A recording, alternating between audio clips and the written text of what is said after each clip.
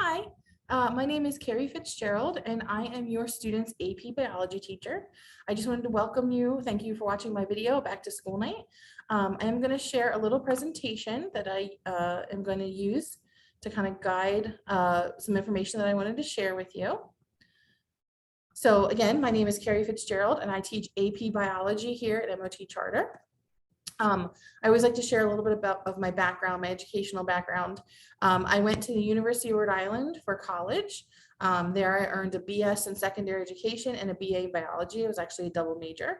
And then I went on a couple years later while I was working, and I got my MED, my Master's of Ed in Education from Wilmington University with my concentration in applied technology and education. A little bit of my history, my teaching history. I've been teaching we're going on about 15 years. Sometimes I lose track, especially with 2020. But my first year out of school, I actually taught at Slasianum.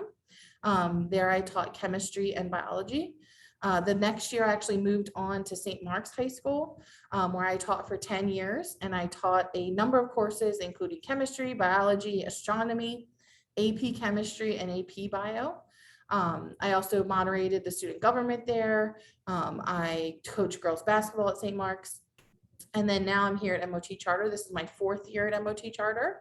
And I also teach sometimes some semesters at Delaware Tech. I teach one of their chemistry courses at Del Tech. One thing I always like to recommend at Back to School Night, parents always have questions about the review books that you see for AP courses.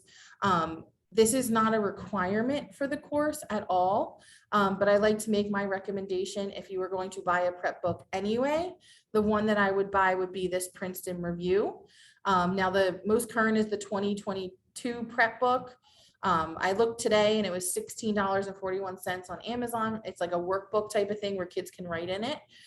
If you can get a previous year like 2021, 2020 for cheaper, they're not going to be that much different, so that'll be okay. If you have an old book or something to that extent, you don't necessarily have to do the 2022 edition, but this is a great review book. This is the one that I highly recommend. I like the way that the pacing and the way things are explained, and they have a great set of practice questions with full answers, which is what I really appreciate. So again, not requirement, but if you were going to buy one or if you're interested in buying a review book, this is the one I recommend. We most likely will use this as a review tool, and then especially getting ready to review for the AP exam in May. Just a little overview of the course. This is the 8 units that we will study. We are actually in the middle of Unit 1 right now, Chemistry of Life. And it also gives you a hint of the exam weight. So this is kind of the idea of what portion of the exam that particular unit will be on. So you can see the one we're on now, Unit 1, is a little bit smaller portion. When you go down to natural selection, that's a bigger portion, gene expression, et cetera. You can see the breakdown. We are going to go in order. So these are your units. We have from now until about spring break to get through all 8. So the test is early May, 2nd week of May. So I like to be done very close to the end of April so we can have a nice long review. You can follow along on Schoology. Everything will be posted on Schoology, and it's broken down by units like this. The course description, I'm not going to read out, but this is what AP puts out as their course description.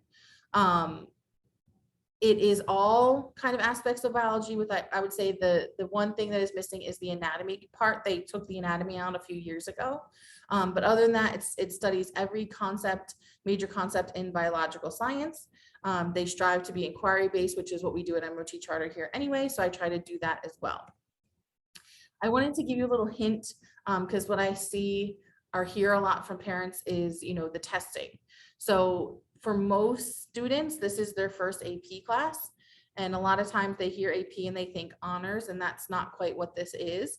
This is supposed to be a college level course. And the biggest difference you're going to see, one would be the pacing of the course is going to go quicker, but 2 is going to be the testing. So there's kind of 2 schools of thought when you make an AP test. I could, 1, make my own test the way I would write it, grade it the way I would write it, just kind of checking for understanding. The second is we are able to use past AP questions. We get a special, sign in with a bank of questions. And I always use that second option because it allows my students to have that many more practice questions. AP tests have a very particular type of wording and the way that they do things. So I like my kids to have lots and lots and lots of experience with that. So just by testing alone and the review questions we'll take before the test, they should have at least 500 practice questions under their belt when they go into the AP test. That being said, that makes my unit test very difficult because they're AP questions and they're AP level. They are difficult tests. So test scores may not be where you're used to seeing your students' test scores.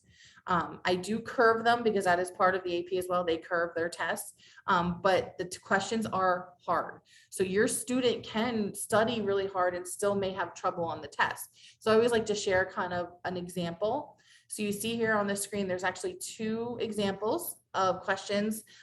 These are old test questions, so these are real AP questions.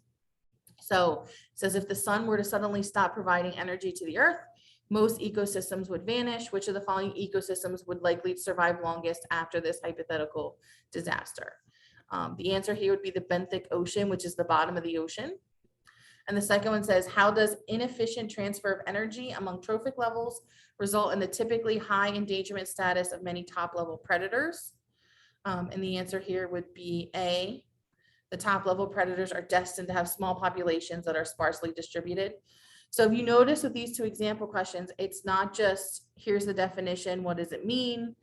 There's lots of vocab words that they have to know within the question, like they have to know what a trophic level is, they have to know what endangerment is, they have to know what a top level predator is before they can even get to the answers, which again can be long. So these tests are very difficult. So it's not going to be uncommon for your student to come home and feel not so great about a test, especially the first one is usually pretty shocking. I do curve them and I do kind of do other things to the grade so that they're, a test score that's not so great is not going to kill their grade. But just kind of be aware of that. If you see a test score that your student got, we can talk about it. If you'd like to contact me, I can, you can come in and I can show you the test and give your students some pointers, but they are going to be difficult, these tests. So your student really does need to study multiple days in advance.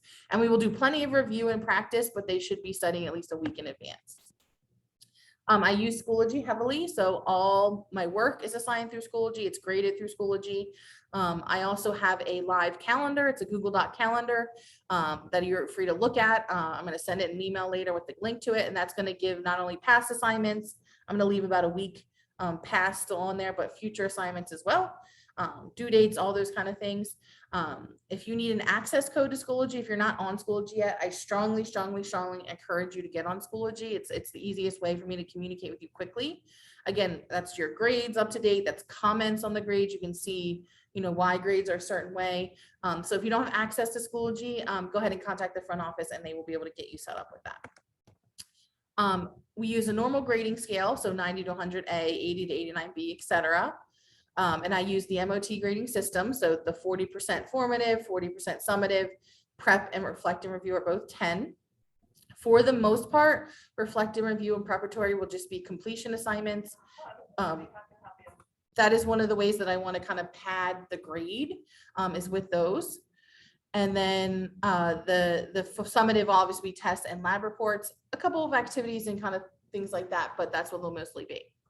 My late policy, I will accept any assignment late if it is termed within the marking period. So I'm not going to accept an assignment after the marking period has passed that fits within the previous marking period, but anything else I will take at any point during that marking period. There will be a penalty. However, there'll be 10% a day deduction with a max of 50%. So if they're over a week late, I'm not going to, take 70% off. It'll be a max of 50. But students should absolutely turn in late work. Late work is always better than a 0. Everybody makes mistakes. Everybody forgets. Please encourage them to turn that in. The way it'll work is assignments will lock, so they won't be able to turn in assignments on Schoology, but they can send it to me in a Schoology message. So please encourage them if they have a 0 or missing, please have them turn it in or speak to me and I will accept it with that small late penalty.